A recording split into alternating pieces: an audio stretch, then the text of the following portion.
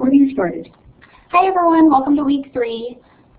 This week we are talking about consumer decision making, so how consumers make their decisions and how companies monitor that and look for consumers to follow them. Okay, so as a consumer, what are your top deciding factors when choosing to buy something as simple as milk? What's something that you think of? Is it convenience, money, or brand? I know for me, for something as small as milk or just grocery shopping, I always think of convenience. Oh, and yours is brand. Okay, so there's definitely different factors that you have with each family. Maybe someone in the family is lactose intolerant. Maybe that they want a specific brand just for their health, or they want to maybe buy great value because they want to save money that way. So every household is different. But the factors could change when choosing daycare for your child, right? So when you're choosing a daycare for your child, are you thinking of convenience, money, or brand value?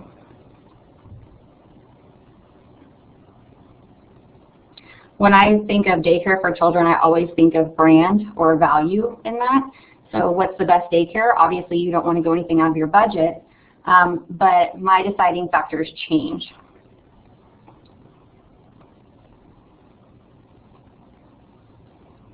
Okay, so when we think of the decision-making process, we think of need recognition, search for information, evaluation of alternatives, choice, and post-choice evaluation.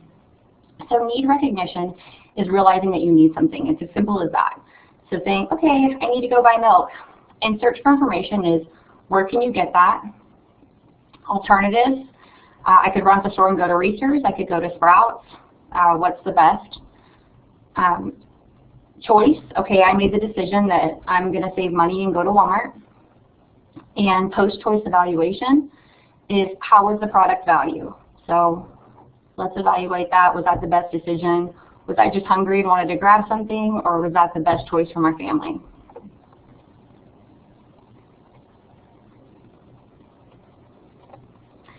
Perspectives on consumer decision making. We're going to match each one. These are not matching on the correct one. So we'll go on each one. Extended decision making. These are more diligent decision making. This is rational decision making. So people are going to take their time with that. So certain decisions need a little more information than others. There's also experimental decision making. And behavioral. Behavioral is more emotional, so what you're deciding to do that day. Which one do you think matches with each one?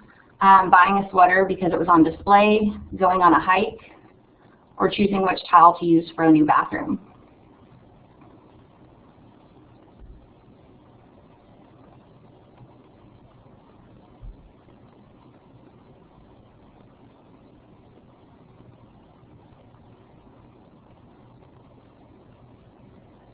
Behavioral is also, yeah, exactly. Behavior is also, so certain companies or even a restaurant will try to set the mood by dimming the lighting. This will cause consumers to stay longer, things like that. So certain ways that stores set up the atmosphere can make a consumer want to purchase something that maybe they didn't intend on purchasing.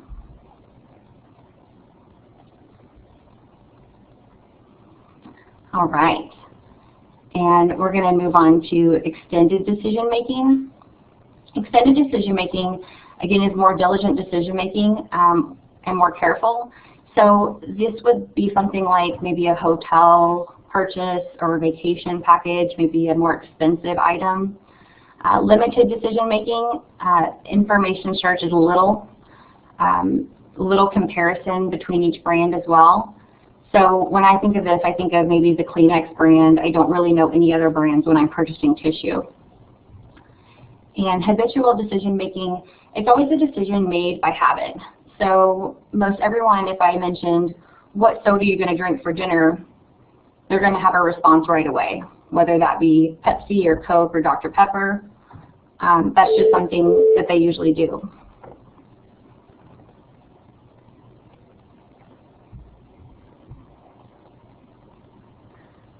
Okay, habitual decision making. Some things associated with habitual decision making, one is brand loyalty. So this is a commitment to rebuy a purchase, like a service or product, regardless of situational influences that could lead to switching behavior. So some people are Ford people, some, these are the Ford guy, the Chevy guy, the Gain or Tide purchaser. We always choose Gain. And then brand inertia occurs when a consumer buys a product repeatedly without any real attachment. I always think of things that I don't put much into when I'm at the grocery store, like trash bags or vacuum bags. I buy them because they're the ones that I know are fine. I don't really put my heart into it, and I don't really care.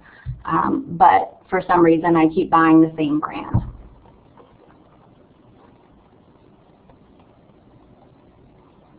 Information overload is when a consumer is, overloaded with information that they can't make the best decision. I thought this was a great photo for that because I remember when I was planning my wedding, you feel like when you're the bride that you are just overloaded with too much information. Less is more sometimes, and marketers know that.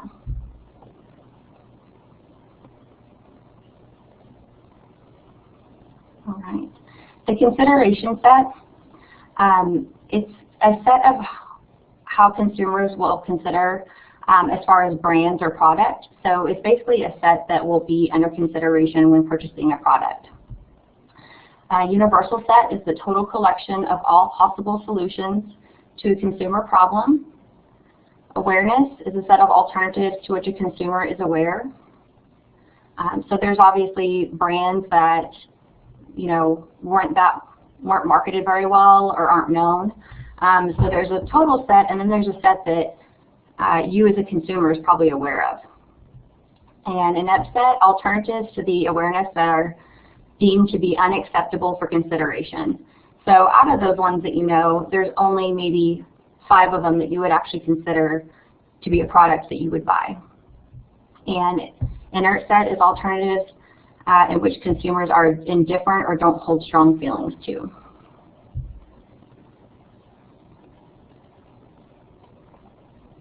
Okay, the role versus price versus quality.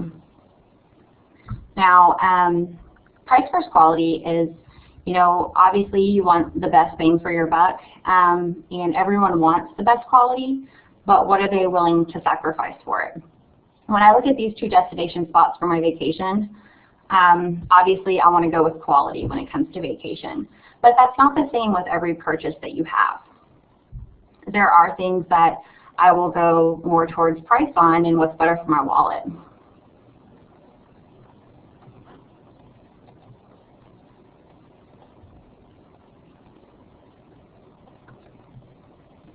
Okay. After a need is recognized and a search is taking place, evaluative criteria features or benefits that consumers consider when reviewing solutions. So if you're looking at cars, once you've gotten to the point where the search is taking place and you already know that you need a car, you're going to start looking at features that you want in that car.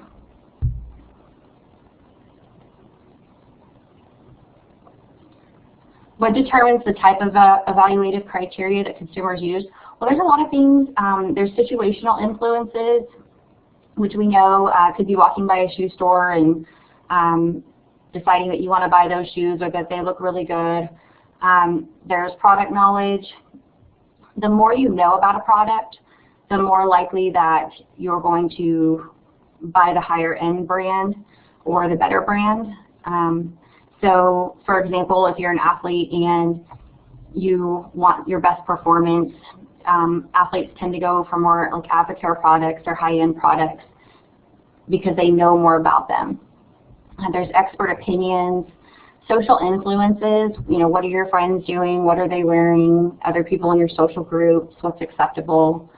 Online sources are great. There's actually places like consumerreports.com that will tell you all about the certain product.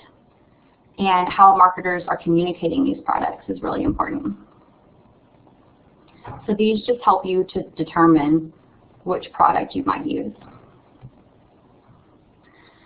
So factors that determine how consumers perceive these benefits, that's called judgments. That's how a consumer will judge the product.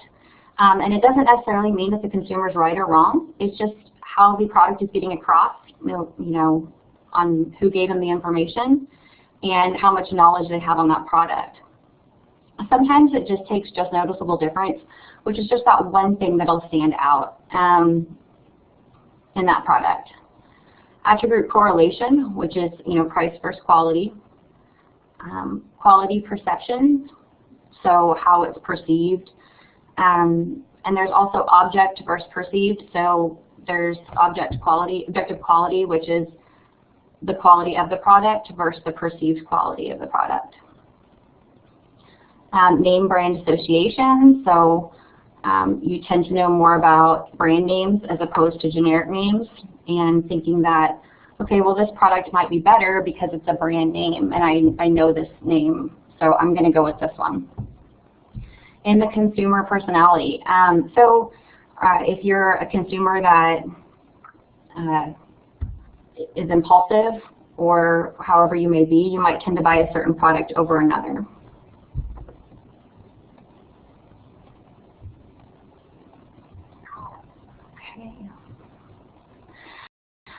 Effect-based evaluation, our emotions play a big deal into the purchase. So if you're happy, you might purchase something that you don't necessarily need, but you kind of want, or decide that since you're happy, you want to have that day. Or if you're sad, you might purchase something that makes you feel better or kind of goes in with your mood. And then attribute-based evaluations are having alternatives evaluated before making a decision. So when we look at this picture, do you think this is effect-based or attribute-based?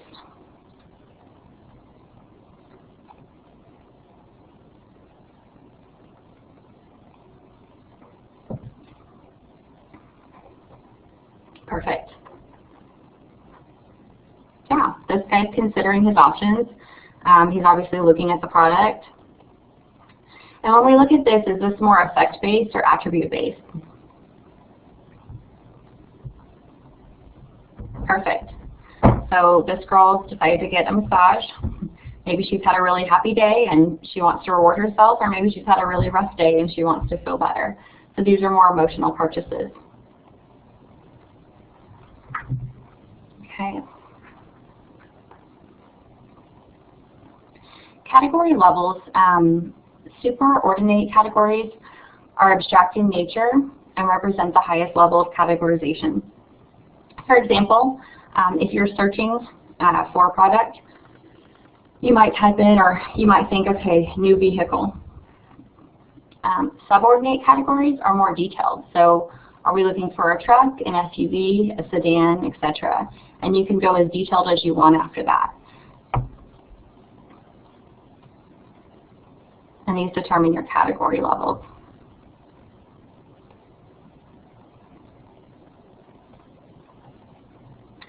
Chapter 14, we're going to look at product classification and consumption. Durable versus non-durable goods. Durable goods are expensive and consumed over a period of time. These tend to be your big purchases, like new furniture, something that you don't have to buy that frequently. And non-durable goods are more inexpensive items that are consumed quickly.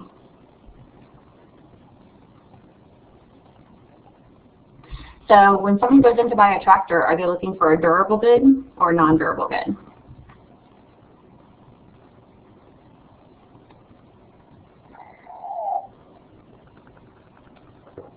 Perfect. Yeah, they're looking for something that's going to last a long time. They're looking for a durable good.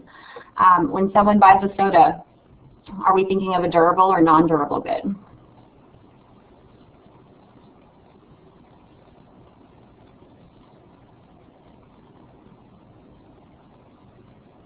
Perfect. So these are frequent purchases because they're not going to last very long. All right. Meaning transference, a process through which a cultural meaning is transferred to a product and onto the consumer. So when you're looking at maybe how a marketer markets, maybe a bike or an image of a bike, a biker then may become that image. So it's transferred on to the consumer. I love this slide. Consumer satisfaction. So this is being happy with your product. This is a positive emotion from a favorable consumption or outcome. And just as easily, you could have customer dissatisfaction, which is obviously a negative effect from your purchase item.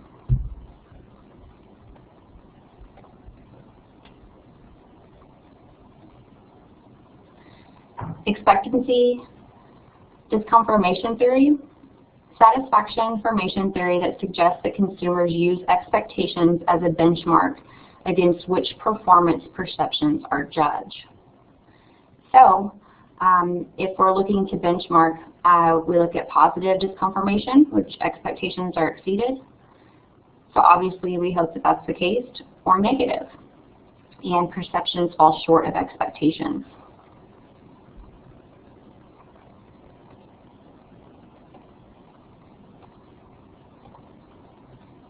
Okay, this would be an example of negative disconfirmation. So obviously the hopeful perceived thought would be that the pizza would come and it would look really great. And then, this is customer dissatisfaction.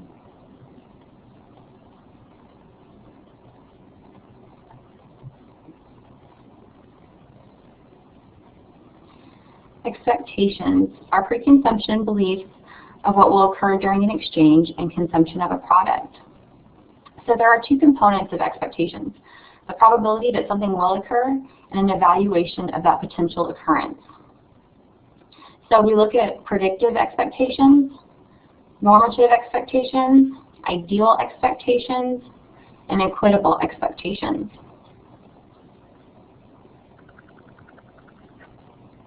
I'm sorry, you guys, my throat's kind of hurting right now, so bear with me. Expectations that form about what a consumer thinks will actually occur. Oh no, I'm sorry, Katie. I'm glad you could join us though. So predictive expectations are what a consumer thinks is going to occur. So that makes sense. Normative is what a consumer thinks should happen based off experiences with that product. So, okay, normally in the past when I purchased this, this is what happens. So, ideal expectations, what a consumer really wants to happen during an experience if everything were ideal. And equitable expectations, what a consumer should think or ought to happen given the level of work that he or she has put into the experience. So I can also relate that back to the wedding piece of it. So if you're planning a wedding, you're expecting for everything to go off without a hitch because you put so much work and time into that. Well, I'm glad you two could join us. Let's see. Confirmatory bias, a tendency for expectations to guide performance perceptions. So, performance perception. So if you've always had great customer service with Sprint, you're going to be a little more biased, and you're going to stay with Sprint. So that's just kind of a good example.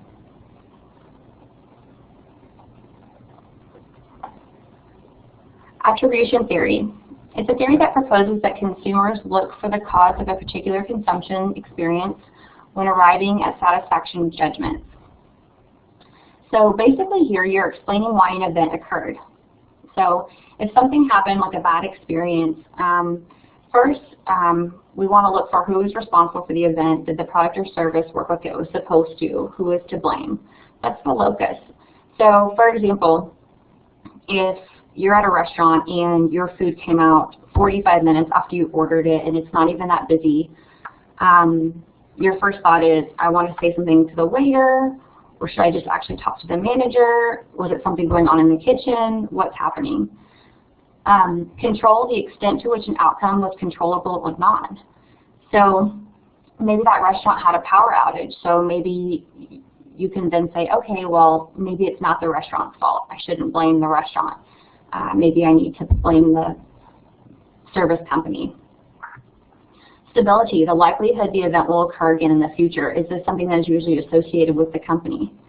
So I don't know about y'all, and I hate to name names at certain restaurants, but there is always a restaurant that if I ever go to it, I always have the same bad experience. So I have chosen to never go there again. Does anyone have an experience like that at a store or a retailer or a restaurant? And if they do, if you want to chat it, just let me know what experience you have there.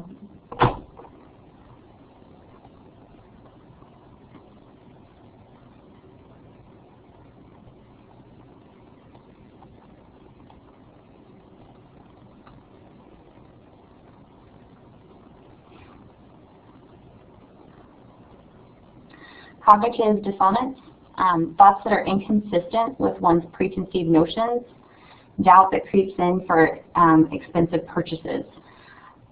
So this is kind of like buyer's regret, and not necessarily in the fashion that or buyer's remorse, where they completely regret purchasing the product. But let's say someone bought a ring or a boat, a high-end product.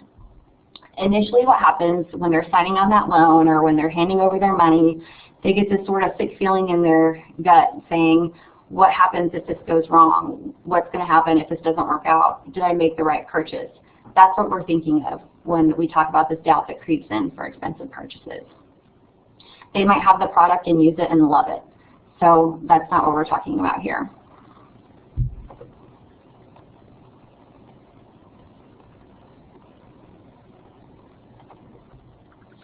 So when we look at this customer satisfaction report, it looks like it's pretty bad. What's this an example of? Is this an example of customer dissatisfaction, negative disconfirmation, or all of the above?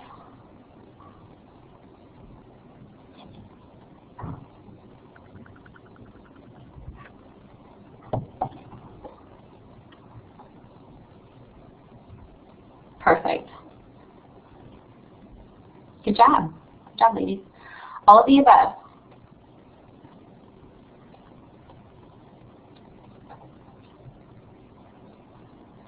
Cognitive dissonance is more likely to be associated with effect-based evaluations, non-durable goods, or durable goods.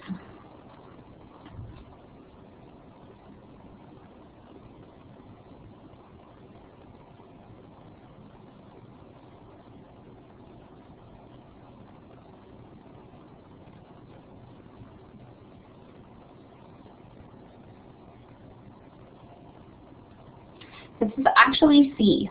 Remember, durable goods are the expensive ticket items, and cognitive dissonance is kind of that sick feeling in your stomach after you spent 3 months' salary purchasing this item, or, yeah. It was kind of a tricky question, and also that sick feeling when you're taking out a loan to buy your boat, which I've never done, but you know what I mean.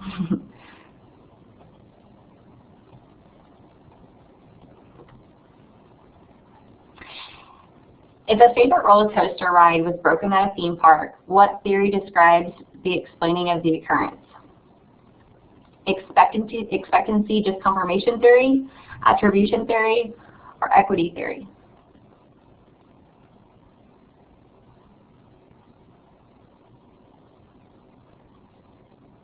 I know I made the end ones a little bit more tough. It's actually attribution theory. Remember, that is the theory that when something happens, when something occurs, a customer looks at, okay, who's responsible for this happening? Okay, the locus stability. Will this ever happen again? Is this normal for this place? And who's to blame?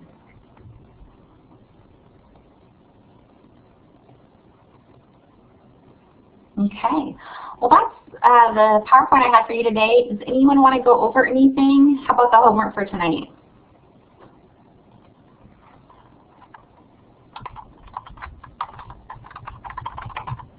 I hope my voice wasn't too bad. I feel like I'm losing my voice a little bit, so today was kind of hard, but I hope you all could hear me. You good? Lasara, are you good? Do you have any questions? Perfect. Well, I'm going to be here for the next hour, so go ahead and email me now. We could even schedule a phone appointment if you wanted to. But y'all have a great weekend, and just let me know if you need anything, okay?